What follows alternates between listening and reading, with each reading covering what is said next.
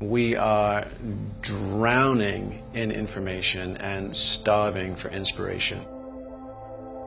And that's coming for three reasons.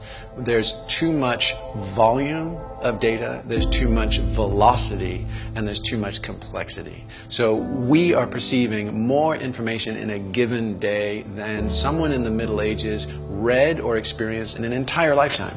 The Sunday edition of the New York Times contains more words in it than a medieval monk living in Ireland read in his entire 6 decades of practice. These days, we check our phones 700 times a day. There are 8 billion checks on our phones in America every single 24 hours. So that's the volume and the velocity. The complexity is that we truly don't know whether to shit or go blind these days. Absolute truth, epistemic certainty, meaning you can trust the person who's saying the thing, is out the window. We're now at the place where AI and CGI can put words in anybody's mouth saying anything. And so the era of fake news is not so much that, it's that we have literally lost our anchor points.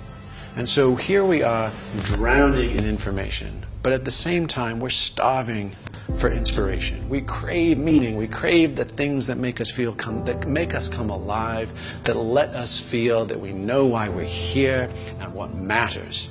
And Tim Leary, 50 years ago, The Summer of Love, he famously said, in fact it was kind of infamously said, it led Richard Nixon to make him the most wanted man in North America. He said, tune in, turn on, drop out. And I think Leary had it exactly backwards, because that message doesn't serve us anymore. But what if we tune out? What if we check out of the news cycle, stop listening to the constant noise? What if instead of turning on, we turn off? Turn off our digital devices, turn off our reminders and notifications. And instead of dropping out, what if we drop in? What if we drop into our bodies, into our hearts, into our minds, into our relationships, into our families, into our work, into our communities, into our commitments? So Howard Thurman, who was a civil rights activist, famously said once, he said, don't ask yourself what the world needs. Ask yourself what makes you come alive. And go and do that.